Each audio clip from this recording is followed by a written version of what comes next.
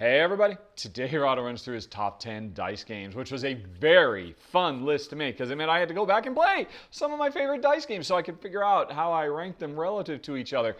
Because the list itself was tough. I love rolling dice and there are so many awesome dice games out there, and I've got well more than 10. I've got about, 20 contenders for my favorite dice game of all time. So unfortunately, I had to whittle it down to my favorite 10. And if you want to hear about the rest, you can listen in on my next podcast, which I'll revisit the topic and talk about, 11 through 20.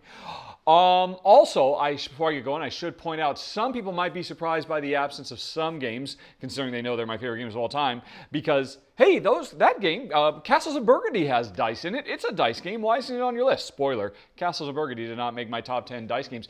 And that's because Castles of Burgundy, as far as I'm concerned, is not a dice game. To be a dice game, it has to be all about the dice and pretty much nothing else. If the game has a board, then it's a board game that features dice. It's not an actual dice game.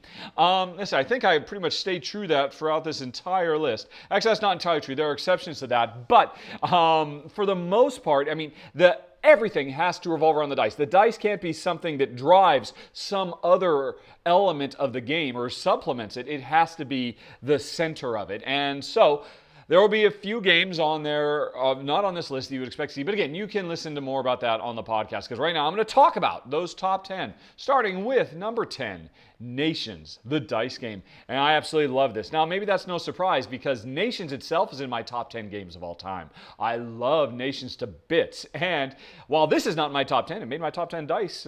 So that's saying something. In this game, everybody runs their own ancient civilization. And every round, you roll a bunch of custom bespoke dice that provide different resources that your civilization needs. Culture and building materials and money and military might. And when you roll those dice, you use them to buy tiles to upgrade your civilization that more often than not gives you access to more dice or dice re-rolls or other things to do with the dice. And I think the reason this made the list, again, like I said, I gave it a lot of thought. Really, this is a very fast game, like most dice games, something I always very much appreciate.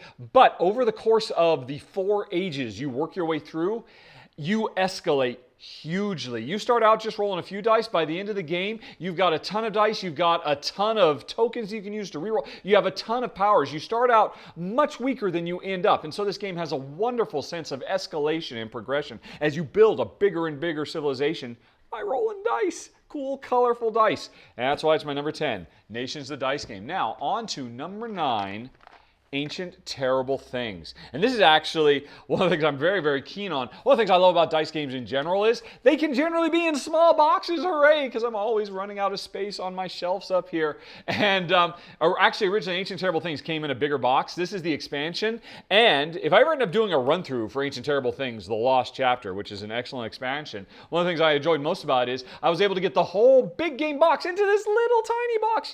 Yay! Although it takes a little bit of surgery to pull it off. Again, I'll show how I do that if I ever do a run through for it. But anyway, the core game, this is an adventure game where I guess you can consider it's a cross of dice rolling and worker placement, because you are presented with a bunch of different adventures you could go on, or scenarios. I forget what they're called. Oh no, they're ancient terrible things. You're presented with a bunch of ancient terrible things that you can try to defeat.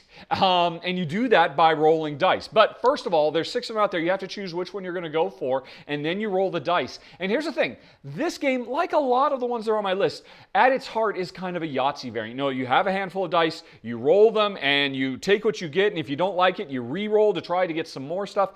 And usually, the Yahtzee tradition means I set aside the ones I like, and then I re-roll the remaining ones, and I get to do that like 3 times, or 2 times or whatever. This game's different. This game puts you under a lot more pressure because after you roll, yes, you can re-roll everything, but you don't get to put anything aside. If if you roll and Because after you're done rolling, you can potentially do a lot of things with your dice. It's not just the one thing of defeating the ancient terrible thing you're up against, but there's also, you can use those dice to buy special cards that give you extra powers you can use in the future. And so you might roll, and you might get the perfect roll to defeat the ancient terrible thing you've chosen to take on. But the roll didn't give you any stuff you need to buy additional. So half your dice will be wasted. And so, well, in a regular Yahtzee, okay, well, I'll set those dice aside and I'll re-roll the other ones. In this game, you got to re-roll everything. The ones you like and the ones you don't like. And that can be terrifying. I mean, for lack of a better term, it's incredibly tense because that's a tough choice. This is the ultimate bird in the hand, two in the bush kind of thing, because that bush might not have any birds in it at all. Now, to be fair, you do collect a whole bunch of different tokens to give you all kinds of special abilities, and some of those tokens can actually let you, hey, you know what? Instead of having to re-roll everything, I'm going to lock this die in by spending a token, but those tokens are, precious. And so using them instead of re-rolling everything, just the game as a whole, you can watch my run through to find out more. I think I've done a run through for every single game I'm talking about today. And you can see just how tense and exciting and deep. There is a surprising amount of thinking that goes on in this game because you're not only using your dice to defeat the ancient terrible things, but also trying to buy new abilities. And those abilities are very, very cool. They give you a lot of power, a lot of control in this excellent dice simulation. Ancient Terrible Things, my number 9. Now, on to number 8. Capo de Capi. This is interesting for a number of reasons. One, it is an area control game. In fact, it is a 2-player only area control game. And area control is generally not something Jen and I tend to go for because, they tend to be a little bit confrontational in your face. And, oh, you thought you owned that parcel of land? No, I'm going to control it myself. And, so this is definitely a tug of war. It's, again, something Jen and I don't like. But the fact that we like this is a testament to just how good this game is. Because probably more than any other game I'm going to talk about today, this one really encourages you to push your luck. I mean, Ancient Terrible Things does that by, that tough choice of, wow, if I want to reroll, do I reroll everything and potentially throw away what I've got to hopefully get something better? That's a form of push your luck, but that's nothing compared to Capo de Capi, because the interesting thing about this is we are Prohibition-era mobsters trying to exert control over all these areas in New York City, speakeasies and the mayor's office and the courts and all kinds of stuff. And on your turn, you roll 2 dice. And usually, the outcome of those 2 dice, a black die and a white die, and whatever those dice do, whatever they say, because one represents the action you do and the other represents how well you do it, you just have to do what they say. And that could be your whole turn. I just roll 2 dice and they say, okay, well, exert influence on City Hall. And, okay, that's your whole turn. The problem is, that's not very much. Just rolling the 2 dice and doing one action, that's not a very satisfying turn. So after you roll the dice and you do whatever they say, you have the option to roll again. And roll those same 2 dice and try to do more, and try to do more, and try to do more. That's the thing. In an average turn, you might roll try to do 3, 4, 5 actions. But every time you roll those dice again, you have a chance of busting and losing everything you've done that turn. And so, if that first roll is like, okay, well, that was kind of nice, but that's not enough. That's not a good turn. Okay, I'll roll one more time. And hopefully I don't bust. Oh, okay. Now, I've done 2 things. That's pretty good. Do I roll again? Oh, I should really back off because this gives me a good foothold over here. No. Okay, I'm going to push it. I'm going to roll one more time. And, okay, I didn't bust, but, this third time, it didn't even do anything for me. And, it gave me a result that didn't hurt me, but didn't really help me. Do I go a 4th time? Oh, my gosh, that's insane. That's what this game is, nonstop, just and incredibly tense because of the brilliance of it, that in a given roll, you don't accomplish very much. Most of the time in these Yahtzee-style things, you have a bunch of dice, you roll them all, and you try to get a lot of stuff done with them. In this game, you're just rolling 2 dice. You can't get much stuff done, so you want to roll and roll and roll and push your luck and push your luck. It's fast, it's fun, it's really, really clever. It's a solid game. It's my number 8. Capo de Capi. And now, on to number 7. Remember I was saying earlier about how awesome it is that dice games generally come in nice little tiny boxes, which is great for my shelf space up there? Not number 7. Says Favor of the Pharaoh. This is a full-size box for a full-size game. And to be fair, there is a lot of stuff that comes in this box. You get a ton of dice, a ton of cardboard, and this is a bigger, more robust game maybe than some of the other ones I'm talking about. It's actually a reprint or a revamping of an older game called To Court the King, which was in and of itself a really solid game. But the thing I really like about this is it has so much setup variability, because you can watch my run through to see more. But every time you set the game up, there are, what is it? I think it's 4 times 4. I think there are 16 tiles put out in constantly increasing levels of prestige. And what we're doing at the beginning of the game, we just have a few dice that represents our little plebeians in this ancient Egyptian society that we're trying to leverage to work our way up the social stratosphere to eventually become the consort of the queen herself, up at the very, very top, at the top of, or the pharaoh. But I think it was a queen, wasn't it? Anyway, so the important thing is, rolling our low-level dice, we only have access to the low-level rank of society, which were randomly generated from a whole bunch of different tiles. So there's different powers we have access to.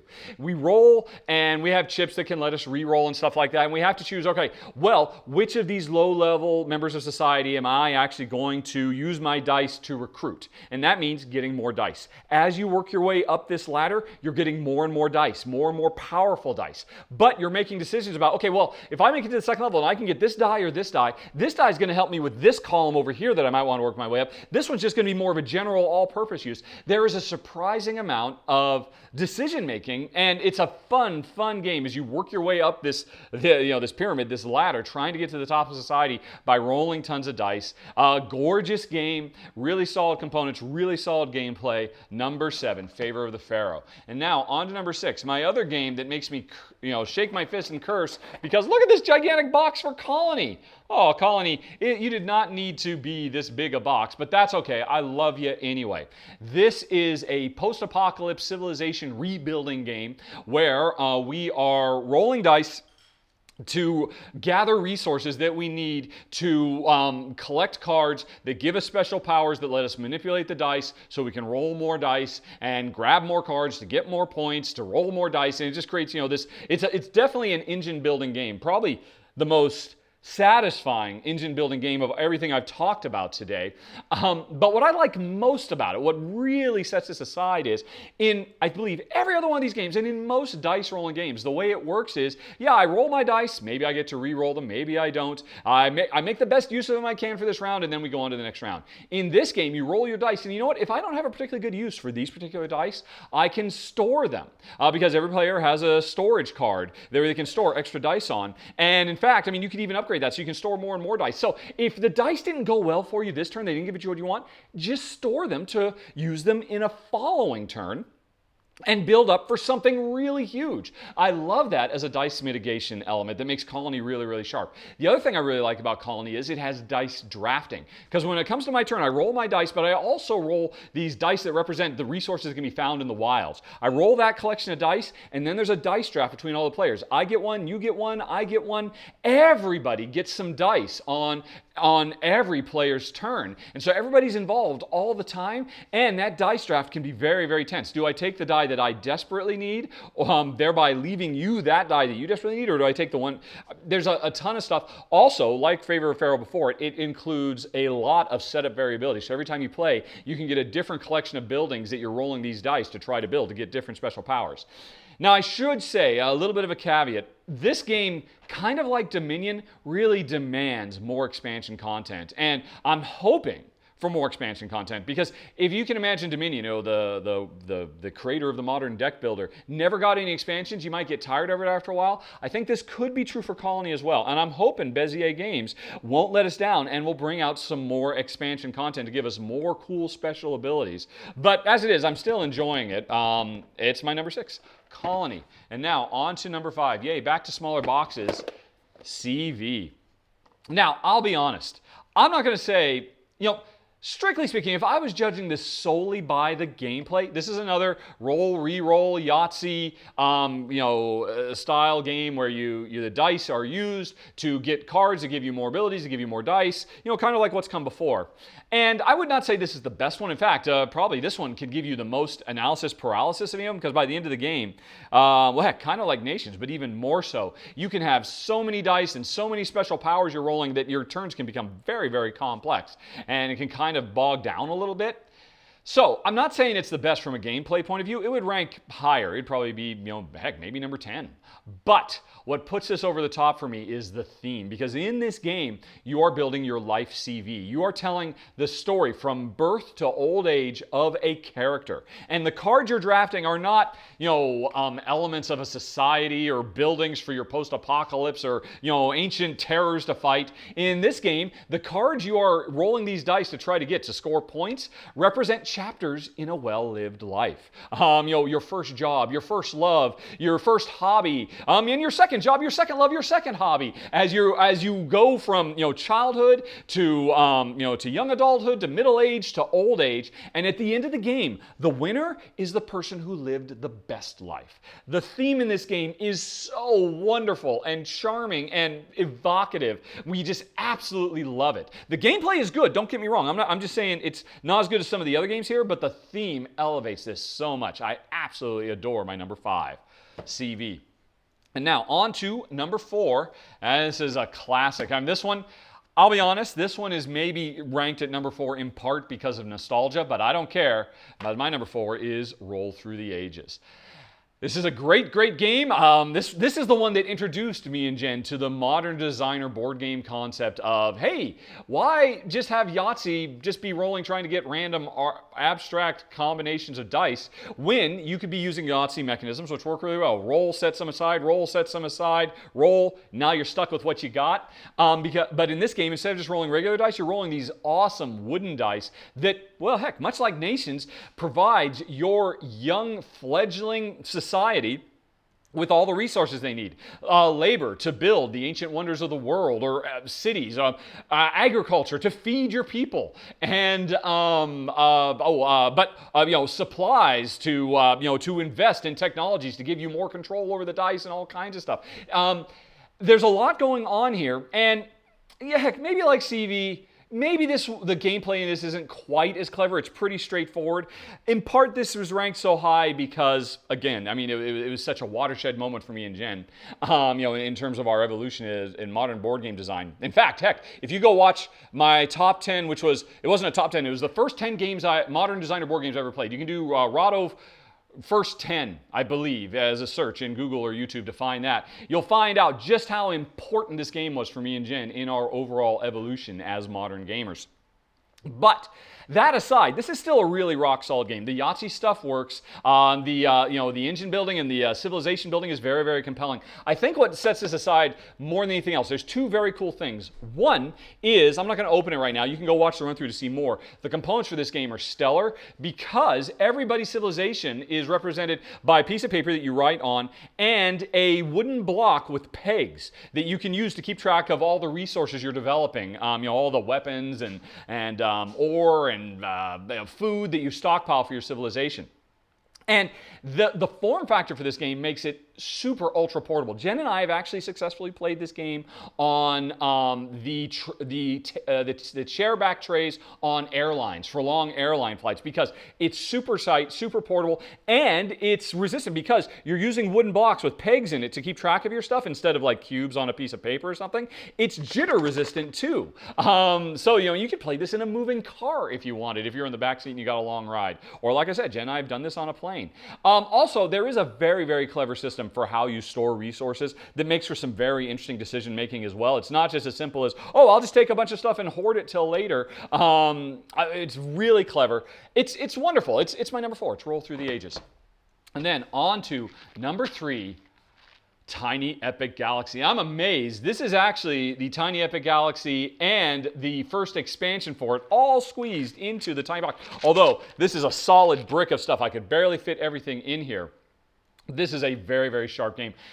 This is yet another civilization building game. Seems to be a common theme because, of course, the best thing you can do in a dice game is roll those dice to build something big. What's bigger than a civilization? We already talked about a post-apocalypse civilization in Colony and in Nations, a civilization through the years and through the ages, and Roll Through the Galaxy, another ancient civilization. This is a future far-flung science fiction civilization as we conquer planets across the galaxy and reach our, spread our reach throughout the stars.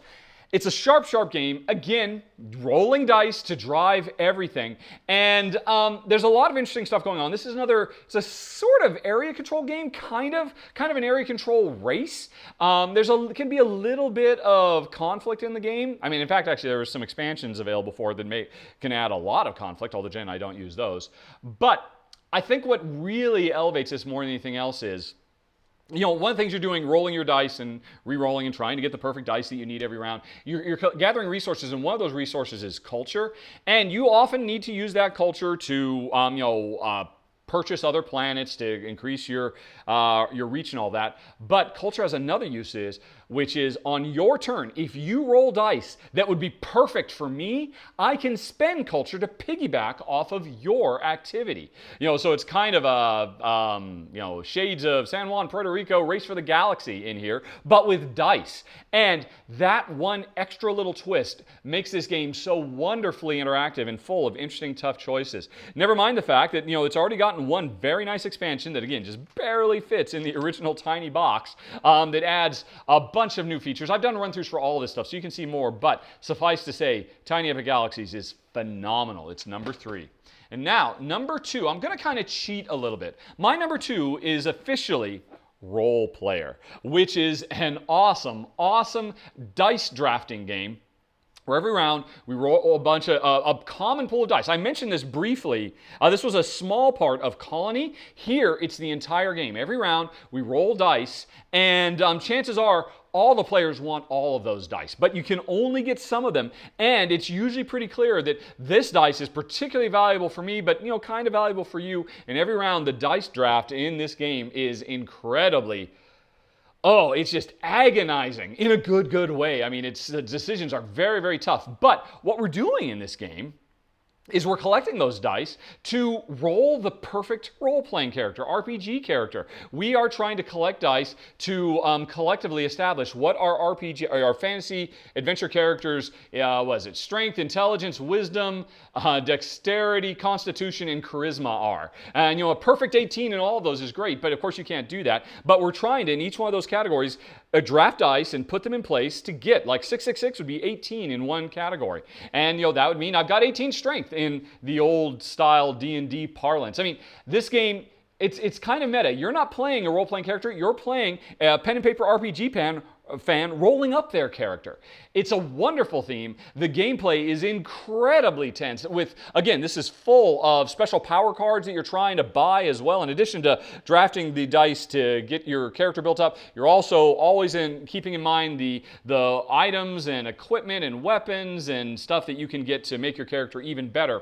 It's super duper sharp. And now I said right up front, this is my number 2, and I'm kind of cheating a little bit because this is kind of tied. I'm actually doing a tie for second place between Roll Player and Sagrada. Both of these games came out like within 6 months of each other. They are both dice drafting games where every round there's a common pool of dice and everybody has to take turns. Okay, I'll grab that one, you grab that one, I grab that one, you grab that one, and everybody can see just how important it is that everybody get the dice. And you take those dice in both of these games and you end up placing them in a lattice, trying to put them in the correct spots, always bearing in mind that adjacency to other dice is really important. In this game, the theme is you're rolling up an RPG character. In this game, you are building beautiful, I cannot stress how gorgeous this game is. Gorgeous stained glass windows from the Sagrada Familia where is it? It's in Portugal, right? In Barcelona, which I've actually been to. I mean, this game is absolutely gorgeous. Everything I said about Roll Player is pretty much true for this game as well. It's just a different theme. And so really, if you're trying to pick one or the other, it's really going to be which theme do you like better. Also, I should say, Sagrada is the lighter game. This is definitely more of a gateway game that you could sit down and play. In the same way, instead of using Ticket to Ride to introduce people to the cool, new, exciting, wonderful world of board games, why not use Sagrada? I think in a lot of ways it would actually work better because there's no hidden information. Everybody can see what everybody else has got and what everybody's going for. So if you have friends and family who you're trying to get excited about board games and they get kind of a little stuck, you can give them advice. You can't do that in a Ticket to Ride with hidden information and all that stuff.